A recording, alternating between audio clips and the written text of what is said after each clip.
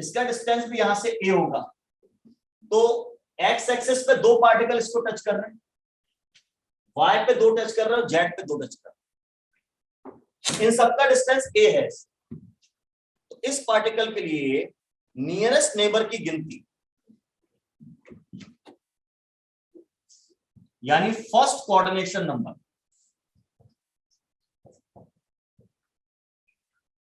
या यूं कह रहे हैं नियरेस्ट नेबर्स कितने आ रहे हैं, 6 आ रहे हैं। तो सिंपल क्यूबिक सेल का कोऑर्डिनेशन नंबर कितना होता है, 6 होता है। अगर कोई बताए नहीं कि फर्स्ट कोऑर्डिनेशन पूछ रहा है सेकंड या थर्ड, तो फर्स्ट मान के चलते हैं। तो उसका सिंपल क्यूबिक सेल का कोऑर्डिनेशन नंबर कितना है, 6। यूं कह रहे हैं फर्स्ट कोऑर्डिनेशन नंबर। अब मुझे सेकंड भी देखना है। अब आप लोग देखो, अब ये फेस पे जा रहा है, फेस डायग्राम। अब ये देखो, इसको यहां एक फेस पे मिलेगा, इधर एक फेस पे मिलेगा, इसके पीछे की यूनिट सेल के फेस पे एक मिलेगा, इसके पीछे की यूनिट सेल पे फेस पे मिलेगा। जैसे आप कमरे में बैठे हो, मान लो अपन इस कमरे को 4 क्यूब में डिवाइड कर, और चारों क्यूब का सेंटर पॉइंट ये कमरे का बीचों बीच। तो फेस डायगोनल पे वहां पे जाके कॉर्नर पे पार्टिकल मिलता है, एक उस कॉर्नर पे, एक इस कॉर्नर पे, एक इस कॉर्नर पे। तो एक प्लेन में आपको 4 पार्टिकल मिलेंगे। ये कैसा प्लेन है, एक्स वाई प्लेन। फिर आपके वर्टिकल प्लेन में भी आपको 4 मिलेंगे। प्लेन भी 3 होंगे भाई साहब, एक एक्स वाई, एक वाई जेड और एक जेड एक्स। समझ रहे हैं? तो ये जो पार्टिकल है, अगर मैं सेकंड कोऑर्डिनेशन नंबर की बात करूं, ये जो पार्टिकल है, तो उसको अपने फेज में, अपने प्लेन में 1, 2, 3 और 4 पार्टिकल मिलते अपने प्लेन। फिर वर्टिकल प्लेन में भी ऐसे 1, 2, 3 और 4 ऐसे मिलेंगे। तो हर एक प्लेन में 4-4 पार्टिकल मिले, तो इसका मतलब टोटल इसको कितने पार्टिकल हैं, 12।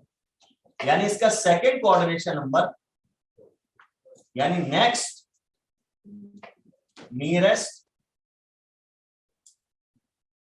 नेबर्स की गिनती 12 आएगी। समझ गए? अब मुझे इसका थर्ड कोऑर्डिनेशन नंबर चाहिए। 8 आ रहा है। थर्ड कोऑर्डिनेशन नंबर आपको बॉडी डायगोनल पे जाना है। तो इस कॉर्नर पे एक और इसके इधर पीछे वाली सेल में भी एक। ठीक है? और बॉडी डायगोनल कितने होते हैं, 4 होते हैं। तो एक बॉडी डायगोनल पे 2 मिल रहा है, तो 4 बॉडी डायगोनल पे 8 मिलेंगे। 4 बॉडी डायगोनल पे 8 मिलेंगे। यानी इसका नेक्स्ट टू नेक्स्ट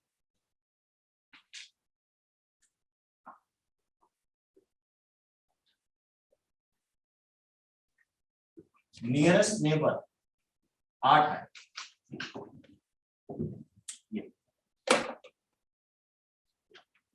तो गिनती आ रही है 6, 12, 8।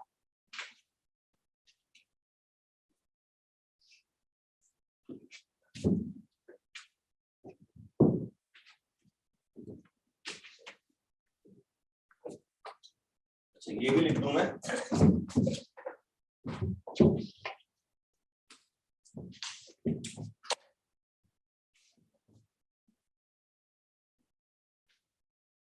इसका डिस्टेंस कितना है, 8। इस वाले का डिस्टेंस a√2 और तीसरे वाले का distance a√2।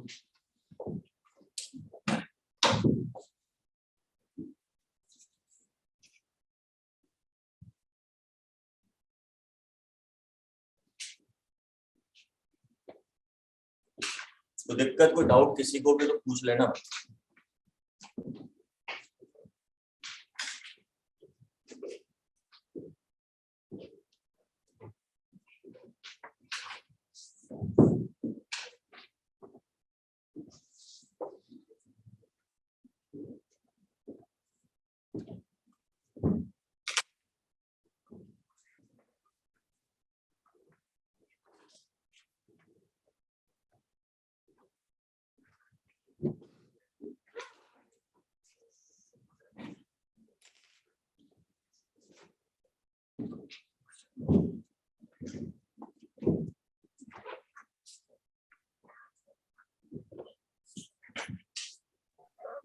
Second coordination number एक बार फिर से बता दीजिए। सेकंड कोऑर्डिनेशन नंबर, चलो अभी देखो।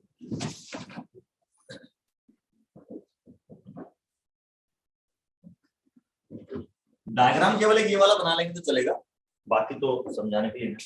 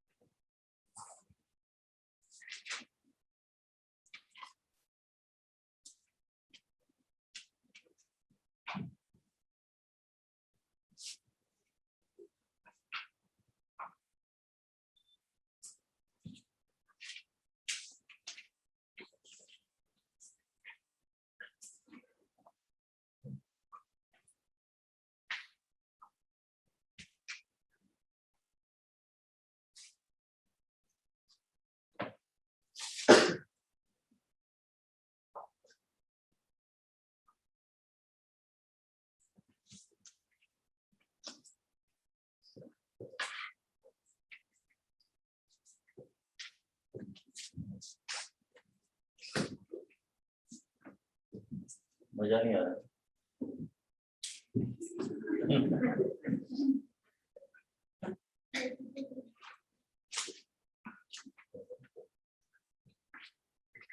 मेरा काम तो ये देखो, ये पार्टिकल देखिए जो आंसर कर, ये अपने प्लेन में इन चार पार्टिकल्स को टच करते, ये कॉर्नर वाले जो पार्टिकल्स और ऊपर नीचे वाले भी दो टच करना, इसका इसका इसका इसका इसका और इसका सबका डिस्टेंस इस सेंटर वाले पार्टिकल से ए है, तो मेरा क्या हो गया, नियरेस्ट नेबर, यानी पहला वाला केस। ठीक है, अब दूसरा केस देखना। दूसरे केस में हमें ये पार्टिकल मिले, हमें लेने वो पार्टिकल जो a√2 के डिस्टेंस पे हो, यानी ये वाला। अब ऐसा पार्टिकल आपको कितने मिले, ये आपको ऐसा मिल रहा है, दूसरा ये मिल रहा है, तीसरा ये मिल रहा है, चौथा ये मिल रहा है। ये चार पार्टिकल एक प्लेन में आपको मिल रहे हैं, चारों पार्टिकल आपको एक प्लेन में मिल रहे हैं,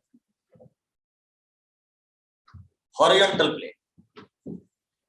तो एक प्लेन में मेरे पास चार पार्टिकल हैं जिनका डिस्टेंस a√2। अब टोटल दुनिया में कितने प्लेन होते हैं, जैसे 3 एक्सेस है वैसे 3 प्लेन भी होते। एक ये अगर x एक्सेस मान लूं इसको, और इसको मैं y एक्सेस मान लूं, तो ये जो मेरा है ये x एक्सेस, ये y एक्सेस, तो मेरा xy प्लेन है। तो xy प्लेन में मुझे ऐसे कितने पार्टिकल मिल रहे हैं, 4, जिनका डिस्टेंस a√2। अब ऐसे में इस वाले प्लेन में जाऊंगा, yz प्लेन, इस पार्टिकल का डिस्टेंस भी कितना है, a√2। तो yz प्लेन में भी मुझे इसी तरीके से 4 पार्टिकल मिलेंगे, और फिर zx प्लेन में भी ऐसे ही 4 पार्टिकल मिलेंगे जिनका इससे डिस्टेंस a√2 होगा। तो 4 + 4 8 + 4 12। तो सेकंड कोऑर्डिनेशन नंबर है, नेक्स्ट नियरेस्ट हमारा 12, इस तरीके से। ठीक है,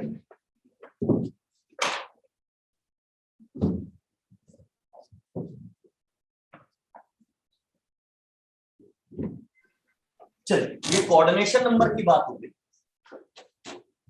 अब अपन अगली यूनिट सेल की बात करते हैं। अगर हम स्क्वायर क्लोज पैकिंग को भी SCP जो है 2D वाली, उसको ही एक के ऊपर ऐसे अरेंज करें कि बीच में भी पार्टिकल हो, जो मैं आपको बता रहा था।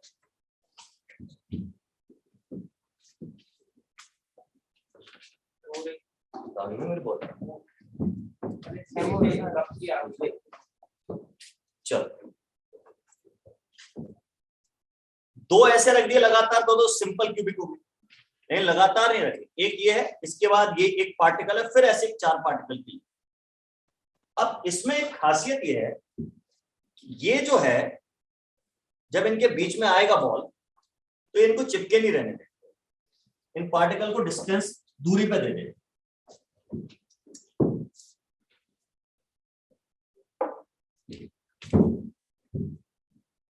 अब हम बात करने वाले हैं बॉडी सेंटर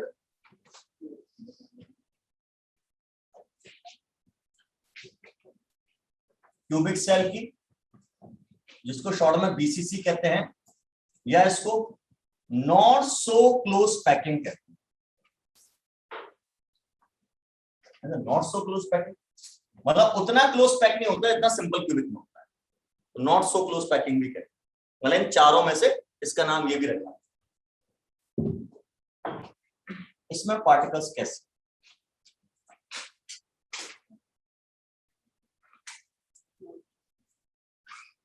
ये आपके सामने वाले 4 पार्टिकल जो हमेशा अपन ड्रॉ करते हैं,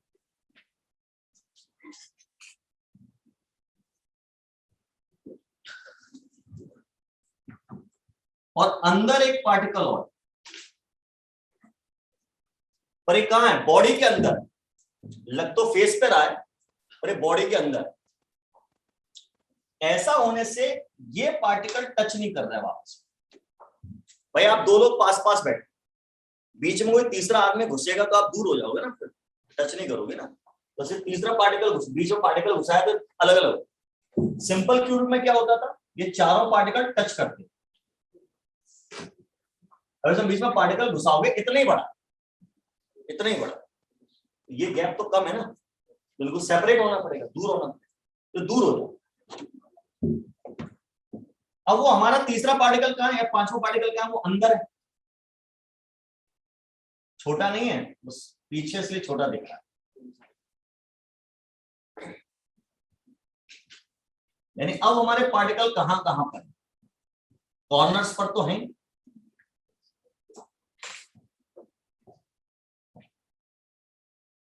और एक पार्टिकल हमारा बॉडी सेंटर पे भी, बॉडी के अंदर। अब ये जो 3 पार्टिकल रेड लाइन पे आपको दिख रहे हैं, ये आपस में टच कर, ये टच कर। अब कॉर्नर कॉर्नर वाला पार्टिकल टच नहीं कर, कॉर्नर वाला अंदर वाले को टच करेगा, फिर सारे चारों कॉर्नर वाले अंदर वाले पार्टिकल को टच कर रहे होते हैं, जो बॉडी सेंटर, या 8वां कॉर्नर वाले, 8 कॉर्नर होते हैं ना, उसको टच करते हो। सर तो उससे क्या फर्क पड़ रहा है, मुझे जब आर्म और रेडियस का रिलेशन निकालना होगा तब इसकी जरूरत पड़ेगी। चलो पहले ए बात क्या लिखते थे, ए पॉइंट क्या लिखा था, number of particles in one unit cell.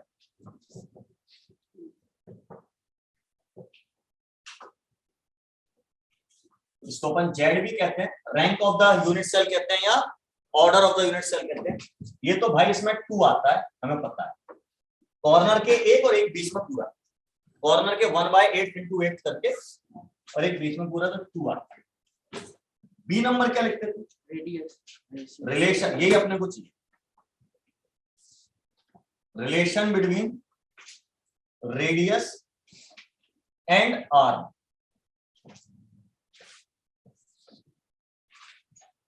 अब यहां क्या समस्या है कि ये कॉर्नर के पार्टिकल एक दूसरे को टच नहीं कर रहे हैं, देख लो आप। तो अब यहाँ R + R को A नहीं बोल सकते आप, ये गैप आ रहा है बीच में, इस गैप का कैलकुलेशन कर सकते हो, अभी करवाऊंगा। तो फिर टच कौन से पार्टिकल कर रहे हैं उनको देखो, तो कॉर्नर का ये पार्टिकल, ये बॉडी सेंटर का पार्टिकल है, और फिर ये कॉर्नर का पार्टिकल, ये तीनों एक दूसरे को टच कर। ये डिस्टेंस r है, radius of the particle corner वाले, ये भी r है, रेडियस ऑफ द पार्टिकल। ये कितना है? ये 2r, और ये रेड लाइन डायगोनल है। ये वाला कौन सा डायगोनल है? फेस डायगोनल या बॉडी डायगोनल? Body diagonal.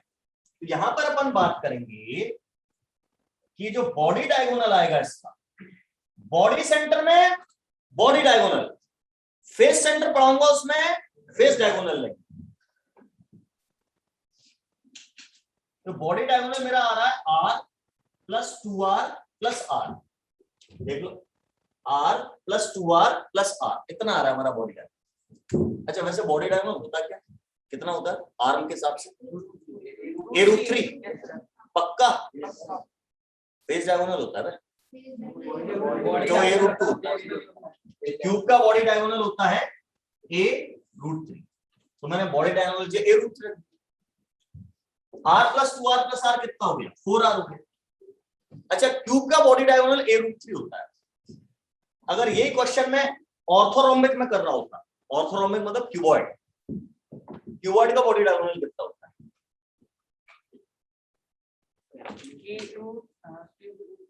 अब क्या कर रहे हो नालायको, ये कहां से आया है? वहीं से आया है। क्यूबॉइड का body diagonal √a² plus b² plus c²। Cube में a की जगह भी a लिखना है, b की जगह भी b और c की जगह भी c, तो a² plus a² plus a², तो रूट में √3a² हो जाता है, तो उसका a बाहर आ जाता है। धन्यवाद। आप लोगों को साष्टांग दंडवत प्रणाम करना चाहिए। दोबारा छठवीं में एडमिशन लो भाई, कैसे काम चलेगा?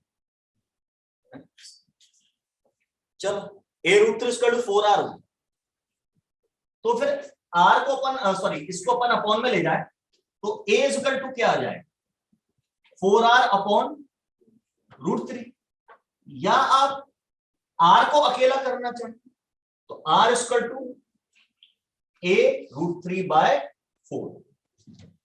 ये ध्यान रखना, ये बीसीसी का रिलेशन है r और a√3/4।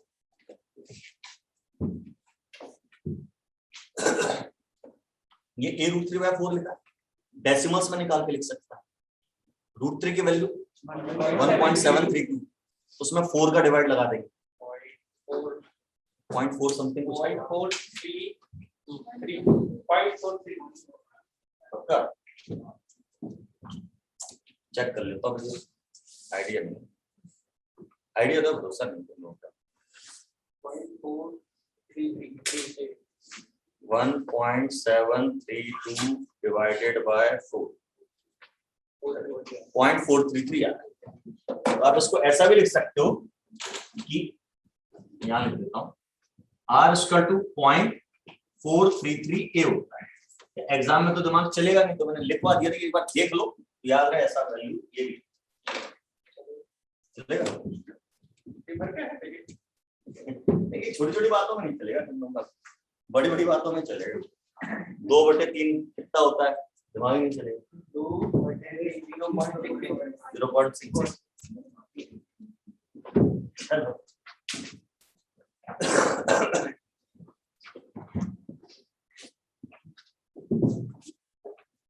हो गया भैया?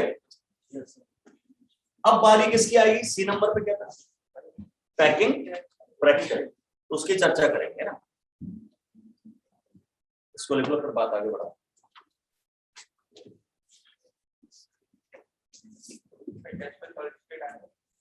हाँ जितना बढ़ा दिया उतना है।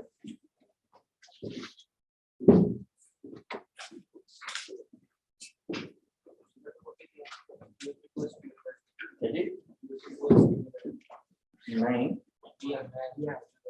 चेक करता हूँ।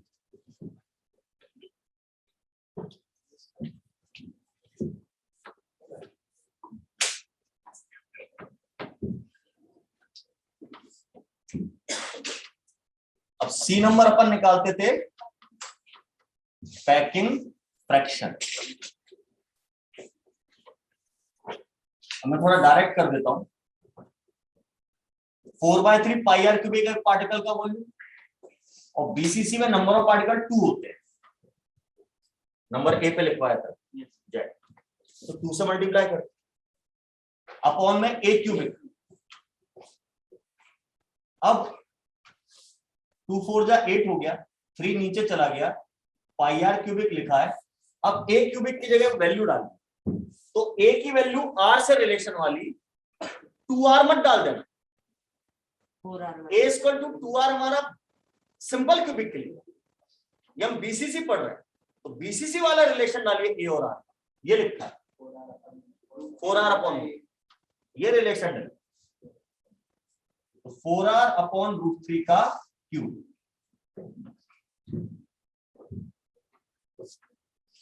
इसको ओपन करोगे तो 8 पाई आर क्यूबिक डिवाइडेड बाय 3, 4 का क्यूब 64 और √3 का क्यूब 3√3 इंटू में आर क्यूब। ऐसा हो, बिल्कुल स्टेप बाय स्टेप करके दिखा। आर क्यूबिक से आर क्यूबिक कैंसिल हो गया, 3 से 3 कैंसिल हो गया, 8 से 64 कैंसिल हो गया 8 टाइम्स, √3 ऊपर चला गया, तो पाई √3 अपॉन 8। यार क्या पेपर में कभी पाई के टर्म में दे देते हैं, कभी वैल्यूज दे देते हैं, मैं सब करके दिखा रहा हूं। पाई √3/8। अब इसमें अपन पाई की वैल्यू रख सकते हैं 22√3 अपॉन 7 इंटू 8, 2 से कैंसिल हो रहा है 11 और 4, तो ये आ गया पैकिंग फ्रैक्शन कितना 11 √3/28। ये भी सही, पाई √3/8 11 √3/20। अब इसमें नंबर्स रख के सॉल्व करोगे 0.68 लगभग आता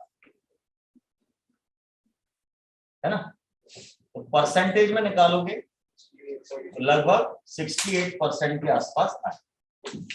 68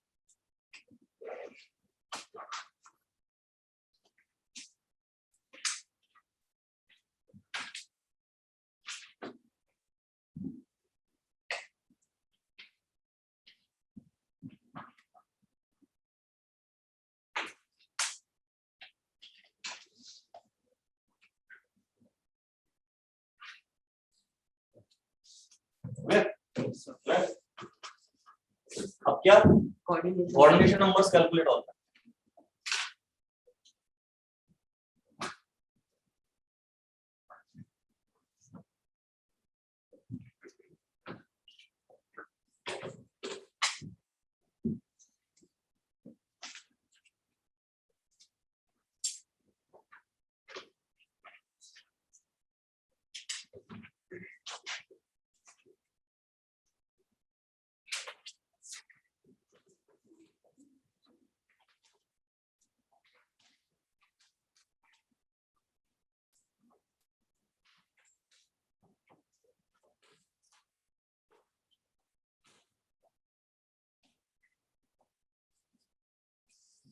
सबसे पहले तो फर्स्ट कोऑर्डिनेशन नंबर आएगा, यानी कि नियरेस्ट नेबर्स आएंगे।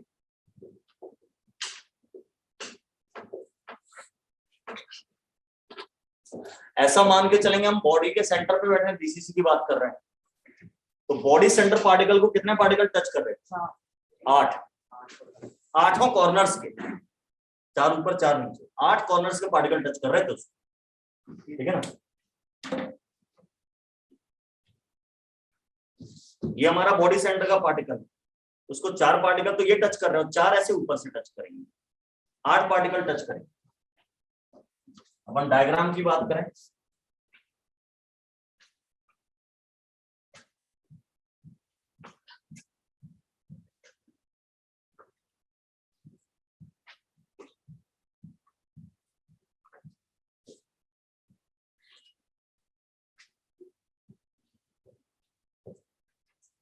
ये बॉडी सेंटर पे एक पार्टिकल है,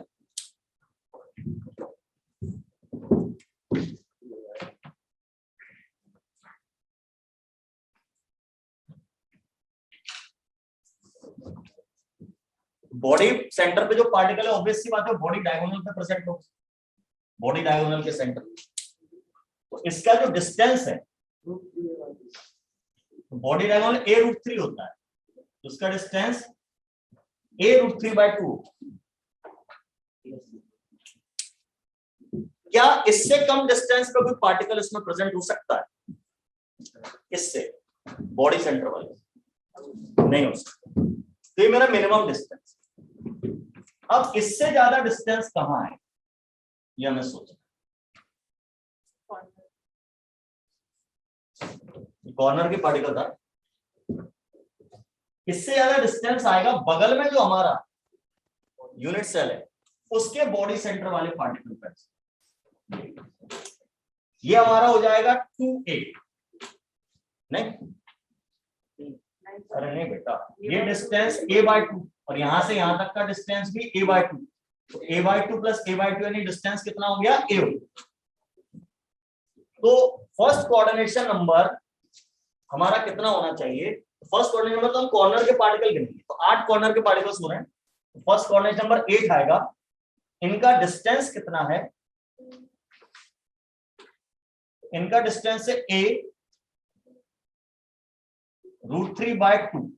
अब सुनो, √3 की वैल्यू 1.73, इसमें 2 का डिवाइड लगा रहे हैं अपन 0.707 के आसपास या 807 0.866 आ रहा है, यानी इनका डिस्टेंस 0.866a है।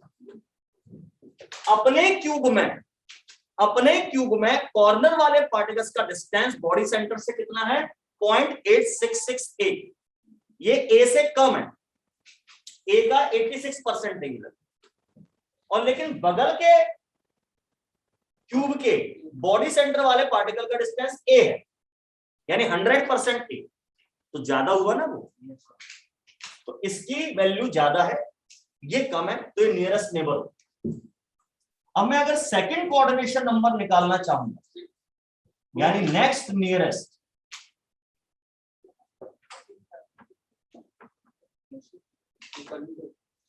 नेबर्स, तो भैया बगल की दीवार में से आप इधर जा रहे हैं, बगल की यूनिट सेल में, इस तरफ भी तो आएंगे आप, तो आपको एक्स एक्सिस पे 2 पार्टिकल मिले सेकंड कोऑर्डिनेशन, तो वाई पे 2 मिलेंगे, 6 फेस हैं, आप दीवार घेर के जा रहे हैं, 6 दीवारें हैं, 6 दिशाओं में आप जा सकते हैं, हर दिशा में आपको एक एक पार्टिकल मिलेगा a डिस्टेंस, तो टोटल कितने हो गए? 6 हो। इसकी वैल्यू 6 है और इसका डिस्टेंस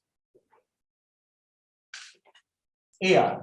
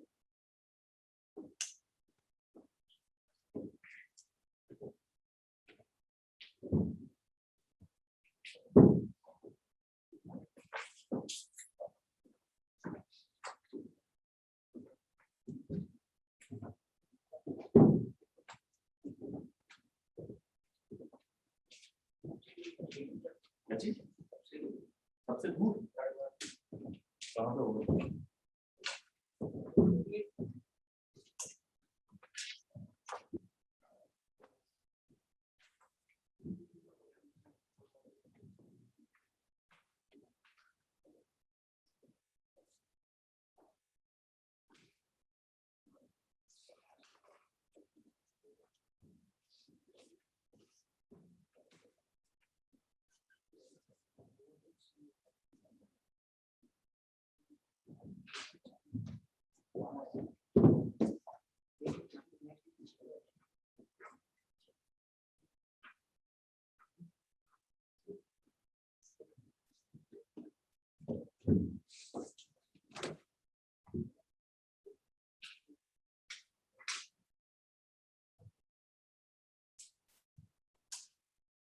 गया, लिख लिया।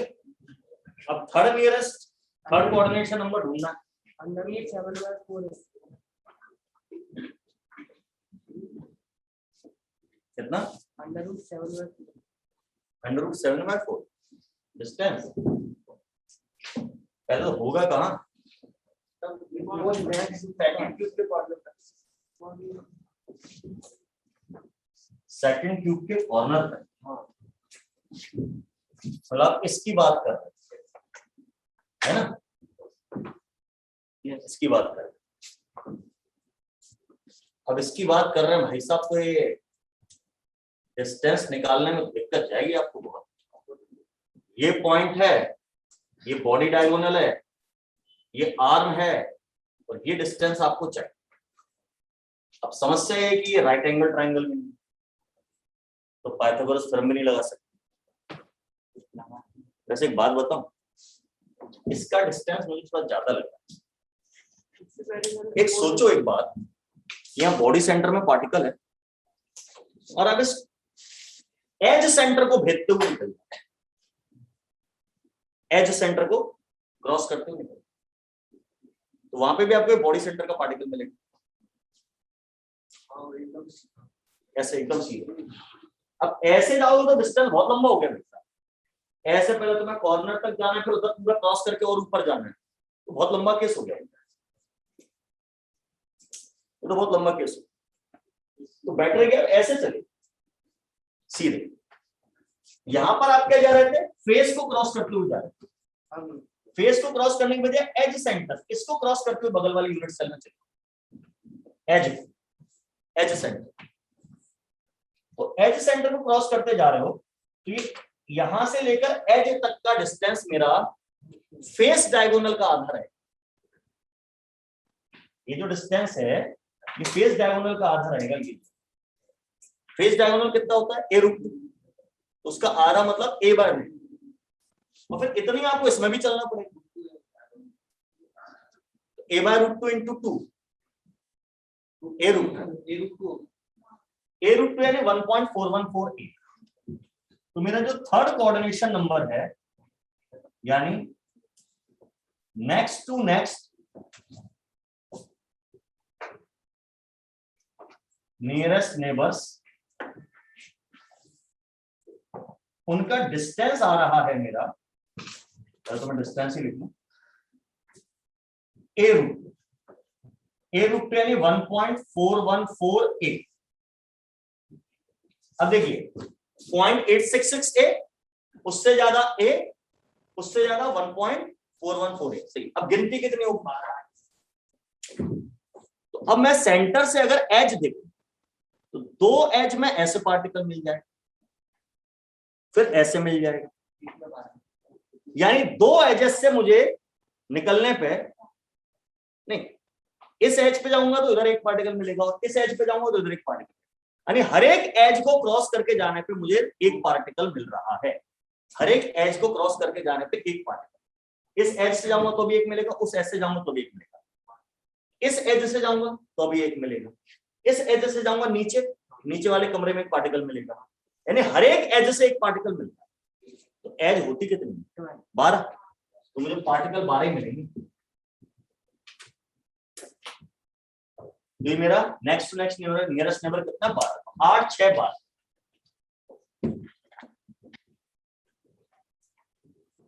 सिंपल क्यूबिक में कितना था? 6 12 8 कितना था? 6 12 8। अब 8 6 12, मतलब जो उसमें थर्ड था वो इसमें फर्स्ट हो गया। 12 8 6 होगा। उसमें क्या था? 6 था, फिर 12 था, फिर 8 था सिंपल क्यूबिक में। तो याद करने का तरीका, ये इसका फर्स्ट था, ये सेकंड था, ये थर्ड था ना, ऐसे था सिंपल क्यूबिक में। बीसीसी में क्या करोगे? जो थर्ड था उसको फर्स्ट, ये सेकंड और ये थर्ड। अब देख एफसीसी के निकाल के देखते हैं, मुझे याद करके देखते हैं। ये हुआ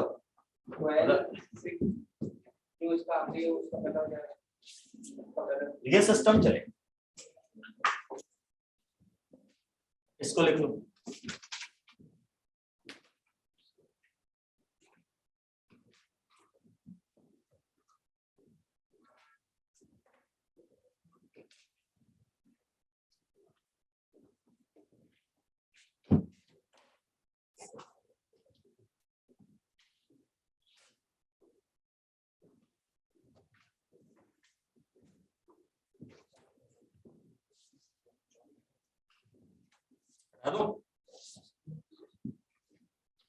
ये सब बॉडी सेंटर्ड क्यूबिक सेल की बात है।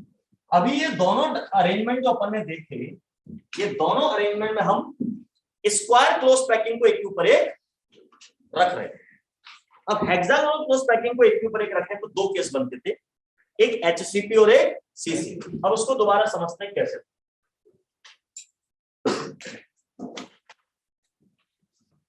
ये मेरा 2D में हेक्सागोनल क्लोज पैकिंग, सेंटर में एक पार्टिकल, आसपास 6 पार्टिकल, बीच में ये वॉइड है। इन वॉइड का शेप आपको ट्रायंगुलर दिख रहा हूं। तो एक पार्टिकल के आसपास 1 2 3 4 5 6 वॉइड्स, जो मैंने हाथ से करके बताया। अब अगर मैं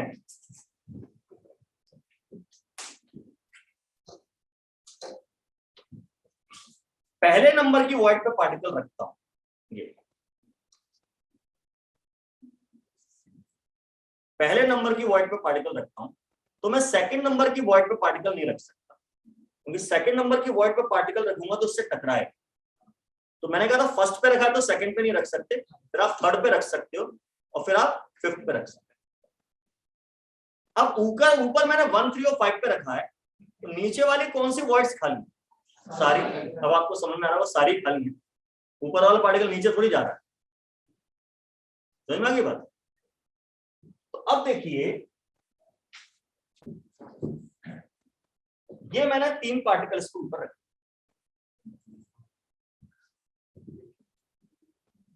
3 ही रख पाओगे, इससे वॉइड कवर हो, ढक गए। लेकिन जो वॉइड खाली है, मतलब जिस पे पार्टिकल नहीं आया, वो ऊपर से भी खाली है, नीचे से भी खाली है। ये 3 पार्टिकल ऊपर है, ऐसे 3 आप नीचे लगा सकते हो। ग्रीन वाले बॉल्स नीचे रख। अब इसमें जरा देखिए आप एक चीज,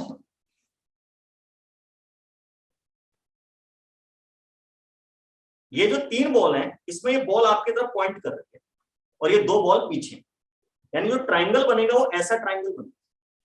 इस ट्राइंगल का एपेक्स आपकी तरफ, ठीक है। अब मुझे नीचे भी 3 बॉल रखना, तो मेरे पास 2 ऑप्शन है। एक तो मैं बॉल ऐसे रखूं कि नीचे वाली 3 बॉल का एपेक्स भी आपकी तरफ, यानी पिंक कलर की बॉल का डायरेक्शन और ग्रीन कलर की बॉल का डायरेक्शन सेम। अगर मैं इसको फर्स्ट लेयर नाम दूं, इसको सेकंड लेयर नाम दूं, तो थर्ड लेयर जो है वो पहले के जैसी, यानी अगर ये ए है, ये बी है, तो ये फिर से ए। एक ऑप्शन ऐसा हो सकता है अब लेकिन कि मैं ये वो वाला केस है जो आपने ऊपर भी 135 के ऊपर रखा है पार्टिकल, नीचे भी 135 के नीचे लगाया। एक ऑप्शन ये है कि आप इसको ऐसे रखें। अब क्या है कि ऊपर वाली सेल का एपेक्स तो आप, ट्राइंगल का एपेक्स तो आपके पास है, आपकी तरफ है, लेकिन नीचे वाले ट्राइंगल का एपेक्स मेरी तरफ। अब ये अलग हो गया है। अब ऊपर वाली लेयर को ए कहोगे, बीच वाली को बी कहोगे, तो नीचे वाली को आपको सी कहना है। ABC ABC ABC type of arrangement, मतलब ये ऐसा हो। इसको आप ऐसे भी देख सकते हैं, ऐसे भी देख सकते हैं, कई तरीकों से देख सकते हैं, ठीक है। तो एबी एबी और एबीसी एबीसी में क्या फर्क है आपको समझ में आ रहा है? क्लियर है? अगर मैं इसको भी ऐसे रखता, ये अब ये देखिए आप, ये ग्रीन और पिंक दोनों के एपेक्स आपकी तरफ, यानी पहली और तीसरी लेयर आइडेंटिकल, इसको कहते हैं हेक्सागोनल क्लोज पैकिंग, HCP। लेकिन अगर ये ऐसे घुमा दो, ये अब ये ऐसा नहीं, अब ऊपर वाली लेयर यानी पिंक वाली लेयर का एपेक्स यानी बॉल आपकी तरफ फेस कर रही है, लेकिन नीचे आपकी दो बॉल्स है जो आपकी तरफ फेस कर रही है, ऊपर एक नीचे दो, इसकी सिंगल बॉल मेरी तरफ आ, इसका ट्राइंगल का एपेक्स मेरी तरफ आ, तो इसको आप ABC ABC ABC type of arrangement बोले। क्लियर?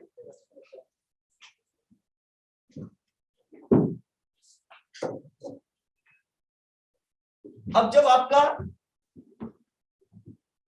एबी एबी टाइप का अरेंजमेंट होता है, कैसा? एबी एबी टाइप, तो तीसरी लेयर और पहली लेयर सेम है, तो उसमें आप ऐसा कर सकते हैं,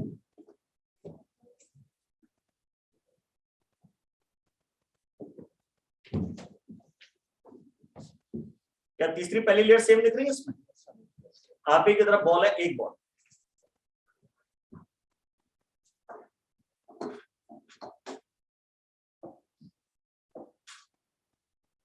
इसके ऊपर एक और हेक्सागोनल रखा, तो ट्राइंगल, फिर हेक्सागोन, फिर ट्राइंगल, फिर हेक्सागोन। हेक्सागोन तो बेटा ऊपर और नीचे का सेम ही रहेगा,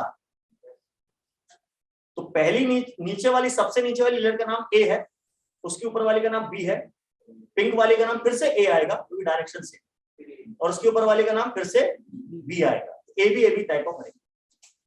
अब जब मुझे इसकी सेल समझानी हो तो मैं क्या करूंगा,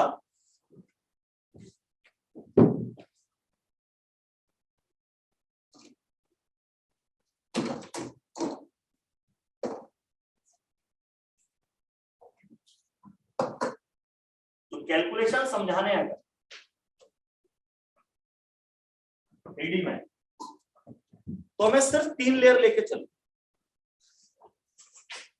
2 ट्राइंगल एक हेक्सागोन ले सकता था, पर हम उसको नहीं लेंगे, बजाय 2 हेक्सागोन एक ट्राइंगल लेके चलता। अब ये मैंने किस में लिया है? जब पहली और तीसरी लेयर सेम, नहीं तो मुझे 2 ट्राइंगल लेने पड़े, तीसरी लेयर दिखानी है। इसमें तो तीसरी लेयर, मतलब सॉरी, तीसरी लेयर इसके जैसी ग्रीन जैसी पिंक बनेगी, तो मैंने उसको हटाया। अभी मेरे हेक्सागोनल क्लोज पैकिंग, इसमें आपको क्या दिख रहा है? 2 फेस दिख रहे हो,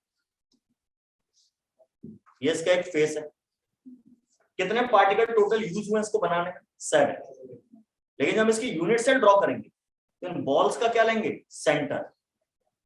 जब आप इन बॉल्स का सेंटर लेंगे तो बॉल्स ऐसे कट गई, आधी हो गई, ये बॉल भी आधी हो गई, ये भी हो गई, सब बॉल आधी हो गई। अगर इसको बीच में से ऐसे काट,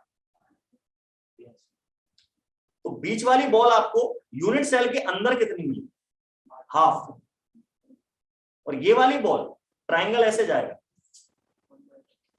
जो आपकी आर्म बनेंगी ऐसे बनेंगी, तो बीच वाली बॉल जो है, सॉरी साइड वाली बॉल जो है आधी हो चुकी है, उस आधी का भी 1/3 यूनिट सेल के अंदर जाएगा, उस आधी का भी 1/3 यूनिट सेल के अंदर जाएगा, यानी आपका हाफ का 1/3 यानी 1/6 यूनिट सेल के अंदर जाएगा।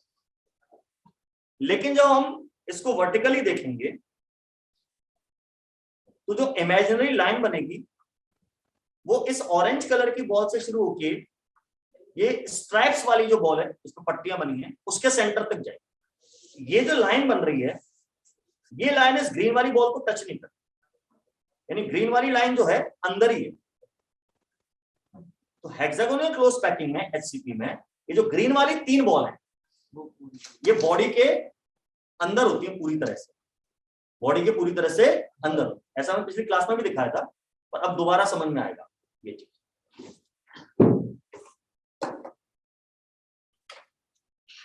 तो अपन तीसरी अब चर्चा कर रहे हैं, hexagonal close packing, small HCP। क्या लेटर्स हैं? Small HCP। Sir hexagonal close packing तो 2D में भी पढ़ाई थी आपने, तो उसमें मैंने capital H, capital C, capital P use किया। सर पेपर में बताया नहीं, वो तो मैंने यूज किया, पेपर वाला थोड़ी कि कैपिटल H वहां यूज करता हूं, स्मॉल H यूज करता हूं।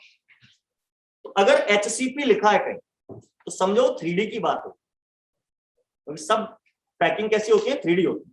2D का क्वेश्चन आएगा तो स्पेसिफिकली बताएगा कि 2D में बात कर रहा हूं, यानी हमेशा क्या लेके चलना है, 3D लेकर ही चलना। 3D SCP की हमारी बात। सबसे पहले क्या लिखते थे इसको, नंबर ऑफ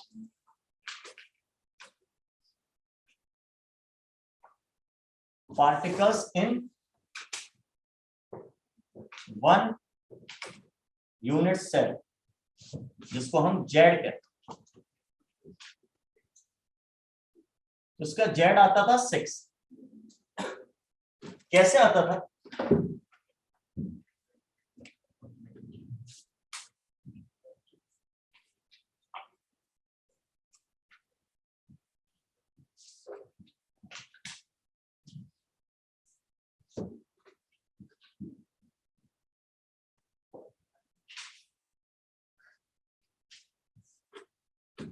ये हमारा हेक्सागोन है, यहां सेंटर पे बॉल थी और उसके आसपास इस तरह से 6 बॉल्स लगी हुई। ये मैंने आपको अभी बताया। ये ऊपर से हम कट कर चुके हैं, तो ये हमें बॉल आधी मिल रही है, पूरी नहीं मिल रही। और ये वाली बॉल जो है सेल के अंदर जो आ रही है वो आधी की 1/3 आ रही है ना। ये देखो 1/3 3 हिस्से हो गए ना, तो आधे का 1/3 आ रहा है, यानी 1/6। अब जो इसके नीचे वाली 3 बॉल थी ग्रीन वाली, वो तीनों बॉडी के अंदर ही थी, और ऐसी लेयर यहां पे बनी हुई थी।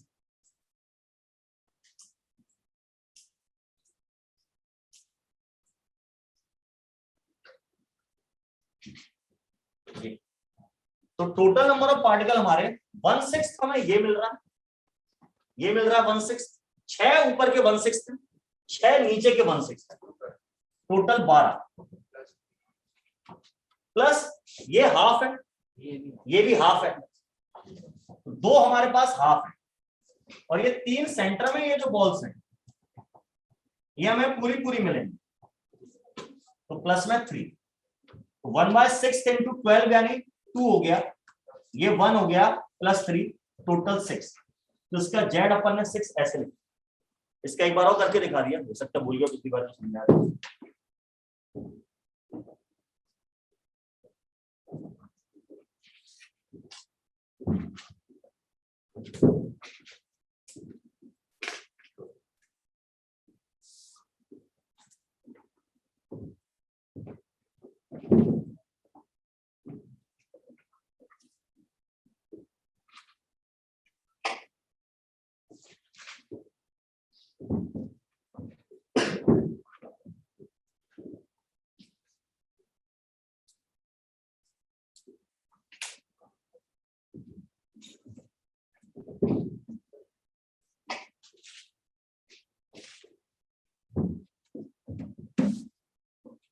इसका HCP का एक और नाम क्या है,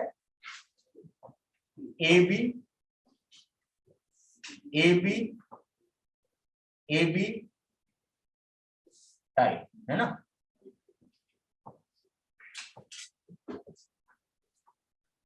AB AB AB type of mathematic कहलाता है। पहली और तीसरी लेयर सेम है इसमें।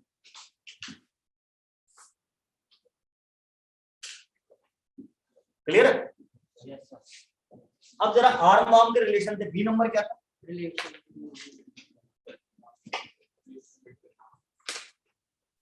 Radius and arm. ये थोड़ा सा इसमें ट्रिकी है।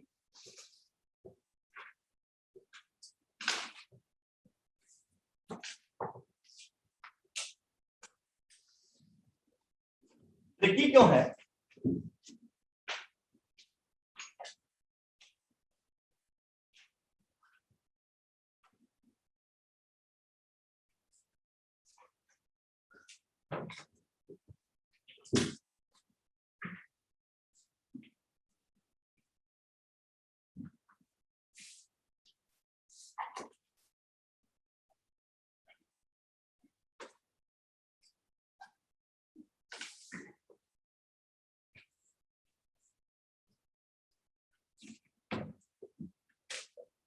ये जो आपका हेक्सागोन है,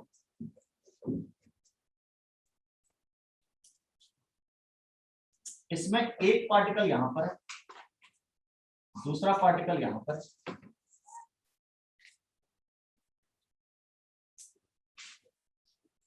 ये अरेंजमेंट है। अब ये इसकी आर्म है ए, ये देखिए आर और आर इसके बराबर। भाई हमारे पास हमेशा 3 आर्म होती है, ए बी और ये कैसी है सी। हेक्सागोन में ए इक्वल टू बी होता है, ये दोनों तो बराबर होते हैं, ये वाली अलग होती है। तो a equal to B equal to 2r, r plus R के बराबर, ये भी हमारी r प्लस आर के बराबर होगी। हेक्सागोन बनाने वाली जो लाइन है वो तो सब r प्लस आर यानी 2r के बराबर। ये देखना ये कितना,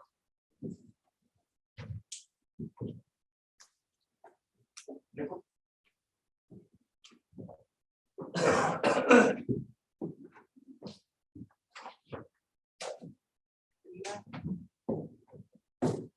नहीं,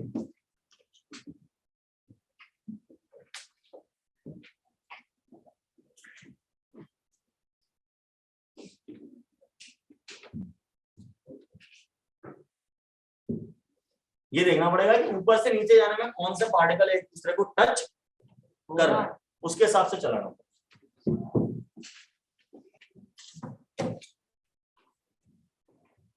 क्या ये पार्टिकल इसको टच करेगा? नो,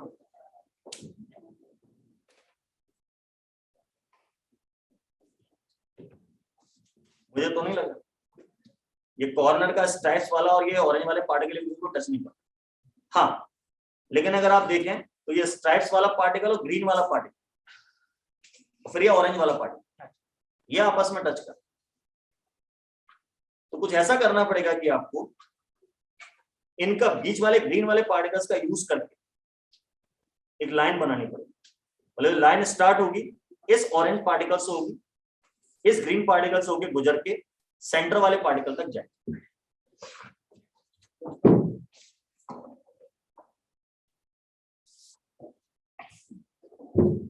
यानी हमें यहां पर जैसे ये कोई स्फीयर है, ये है, ऐसे एक लाइन लेनी पड़ेगी सेंटर के पार्टिकल तक, ये लेना पड़ेगा, फिर इसको 2 पार्ट में डिवाइड करना पड़ेगा।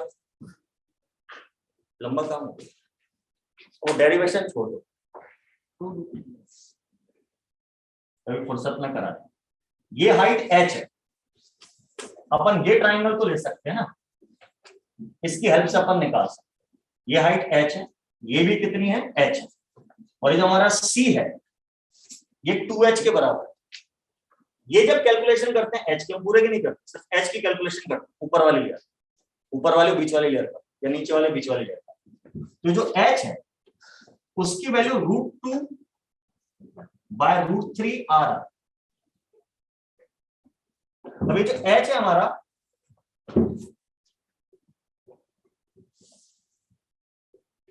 वो c/2 के बराबर है। किसके बराबर है? c/2। तो फिर हमारा c कितना है, यानी हाइट कितनी आएगी? Double of the √2/√3r। तो 2√2/√3r हमारी टोटल हाइट है।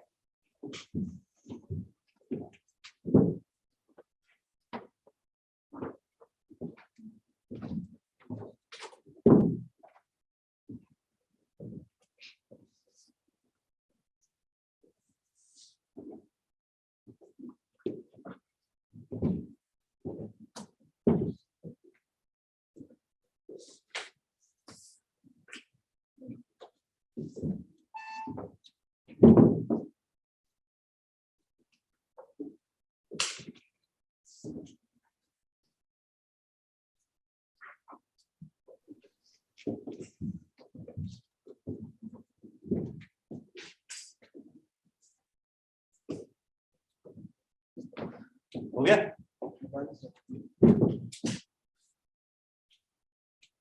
अब इसमें पैकिंग फ्रैक्शन निकालना है। तो पैकिंग फ्रैक्शन के लिए आपको पहले वॉल्यूम निकालना पड़ेगा। तो उसमें सी नंबर पे पहले अपन वॉल्यूम निकाल,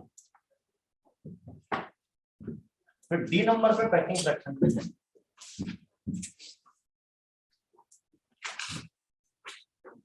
इसमें वॉल्यूम ए क्यूबिक से नहीं निकलेगा, पहले निकाल लो। Volume off HCP unit cell, इसका वॉल्यूम भी अलग से क्वेश्चन पूछता है। हेक्सागोन है, मुझे याद आ रहा है सिलेंडर भी कुछ ऐसे होता था, और सिलेंडर का वॉल्यूम अपन निकालते थे area of the base multiplied by height, तो वो काम यहां पर भी निकाल सकते हैं। Volume equal to area of base multiplied by height, height यानी दोनों बेस के बीच का डिस्टेंस। अब एरिया मेरा हेक्सागोन, ये कुछ ऐसा, या बेस जो है मेरा ऐसा ये। अब इसका एरिया कैसे निकालें भैया? अगर आप ऐसे मिलाएं तो आपको 6 इक्विलैटरल ट्रायंगल मिलता है।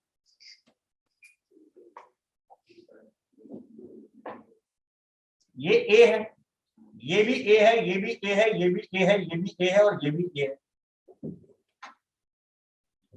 तो ये सारे भी ए होंगे। ठीक है ना?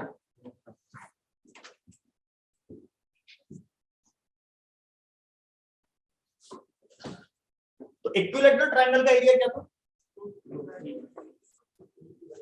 √3/4 ए स्क्वायर। लेकिन ऐसे कितने ट्रायंगल है मेरे पास? 6 हैं, तो मल्टीप्लाइड बाय 6, ये एरिया ऑफ द बेस। इसमें हाइट का मल्टीप्लाई करना, हाइट मेरी कितनी? 2√2/√3 ए, नहीं सॉरी आर।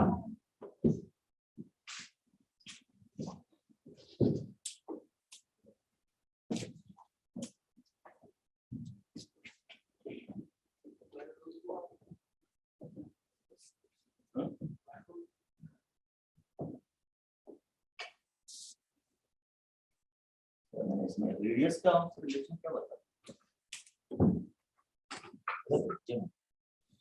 ये सब आर्म है, आर्म से रिलेशन बता रहे हैं। तो सी का ए से रिलेशन बता,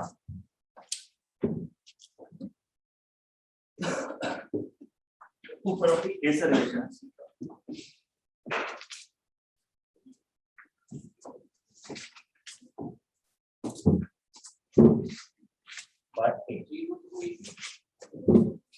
अब ए स्क्वायर और ए तो मल्टीप्लाई होके ए क्यूब हो जाएगा, चाहिए भी था मैं।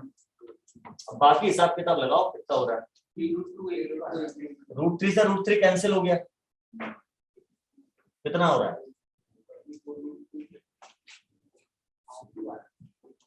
6 2 जा 3√2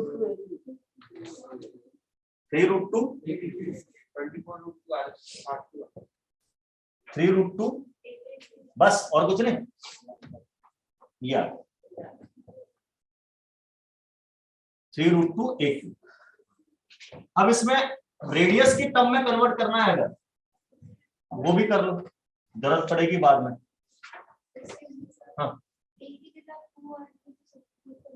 हाँ वही करेंगे अपन। ए की जगह 2r लिख रहे हैं, अगर रेडियस में कन्वर्ट करना है। 2 का क्यूबिक 8, 8 3 जा 24√2 r3, ये वॉल्यूम आ गया। तो ए के टर्म्स में 3√2 ए क्यूबिक और रेडियस की टर्म में 24√2 r3, ये हमारा वॉल्यूम है।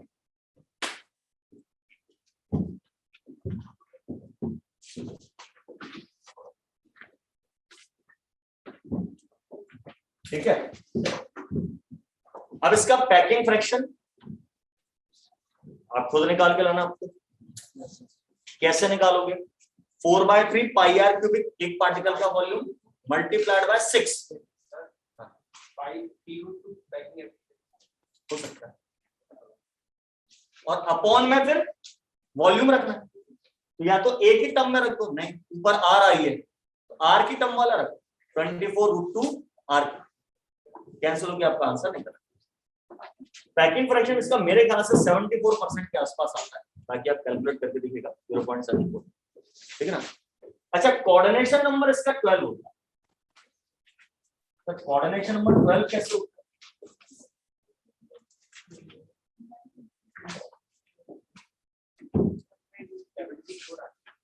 कोऑर्डिनेशन नंबर चाहे HCP हो चाहे CCP हो, दोनों का 2 ही रहता है, सॉरी 12 ही रहता है। कैसे?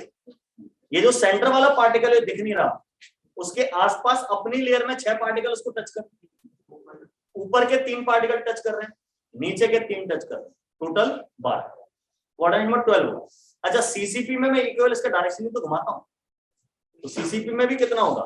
12 ही आएगा। तो दोनों का HCP CCP का कोऑर्डिनेशन नंबर 12 रहता है। फर्स्ट कोऑर्डिनेशन नंबर की अपन बात कर रहे हैं।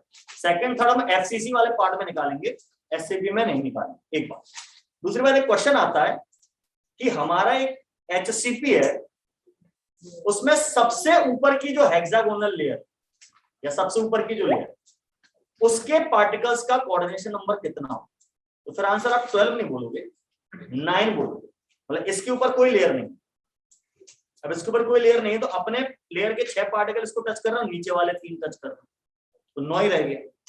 ये 2 तरह के क्वेश्चन इसमें आते हैं, ठीक है? हाँ जी, तो इसको निकाल के लाइएगा।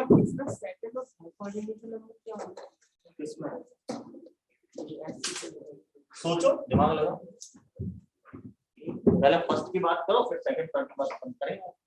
सर आगे 74, CCP की भी 74 आएगी, क्योंकि दोनों एक जैसे।